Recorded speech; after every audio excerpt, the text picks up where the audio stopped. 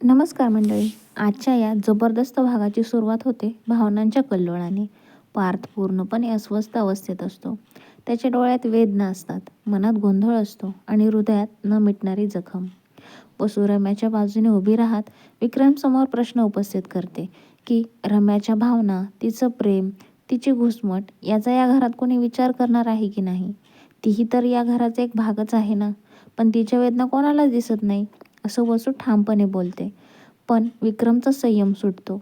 तो स्पष्ट शब्दात सांगतो की या विषयावर आता त्याला काहीच बोलायचं नाही आणि वसू रम्याला तिथून निघून जाण्यास सांगतो. दोघे तिथून निघून जातात आणि वातावरण अधिकच गंभीर होतं.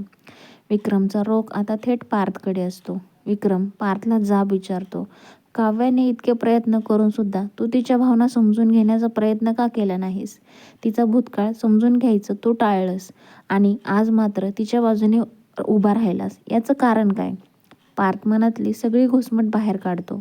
तो सांगतो की त्याला त्याचा भूतकाळ ऐकायचाच नव्हता, कारण तो जीवाशी जोडलेला आहे. त्याला माहीत होतं, आजही जेव्हा तो डोळे उघडतो तेव्हा त्याच्यासमोर एकच चित्र उभं राहतं, जीवा आणि काव्या. तो भूतकाळ पुसून टाकणं त्याला अजूनही शक्य नाही. पार्थ मान्य करतो की त्याचं मन आणि बुद्धी एकाच दिशेने चालत नाही. मन अजूनही जखमी आहे, संशयाने भरलेला आहे. तो काव्यावर प्रेम करतो, पण त्या आठवणी त्याला चैन पडू देत नाहीत. हीच त्याची सगळ्यात मोठी लढाई आहे. युग पार्थला समजवण्याचा प्रयत्न करतो. तो सांगतो की माणसं बदलतात, काव्याही बदलली आहे. संसार एका चाकावर चालत नाही, दोघांनी मिळूनच तो पुढे न्यावा लागतो. युगची प्रामाणिक विनंती पार्थ ऐकतो, पण अजूनही तो पूर्णपणे तयार नसतो. दुसऱ्या बाजूला जीवाची तब्येत बरी नसते. शारदाला त्याची अवस्था पाहवत नाही, पण जीवा तिला थांबवतो. सगळी मेहनत वाया जाईल, आईला कळलं तर सगळं बिघडेल, अशी भीती तो व्यक्त करतो. नंदिनी जीवाची काळजी घेत असते.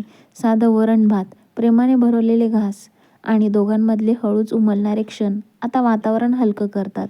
पुढच्या दिवशी रम्या नव्या आत्मविश्वासाने ऑफिसला जाण्याची तयारी करते. पार्थला इम्प्रेस करण्याचा तिचा प्रयत्न सुरू असतो. ऑफिसमध्ये नवीन प्रोजेक्टची मीटिंग सुरू होते, पण क्लायंट समाधानी नसतात. प्रोजेक्टमध्ये काहीतरी वेगळं आणि युनिक हवं असतं, जे इतरांकडे नाही. अशी काही गोष्ट आपल्याला हवी आहे, असं ते म्हणतात. पार्थ विचारात पडतो. काहीतरी मिसिंग आहे हे त्याला जाणवतं. इकडे नंदिनी आणि आनंद निवाससाठी फंड उभा करण्याचा प्रयत्न करत असते.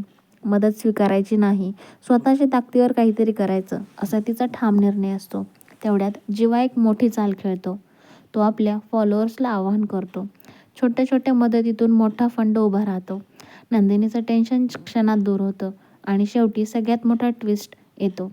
ऑफिसमध्ये अचानक काव्याची एंट्री होते. ती ठामपणे सांगते की हा प्रोजेक्ट अपूर्ण आहे आणि तो पूर्ण करण्याची ताकद तिच्यात आहे.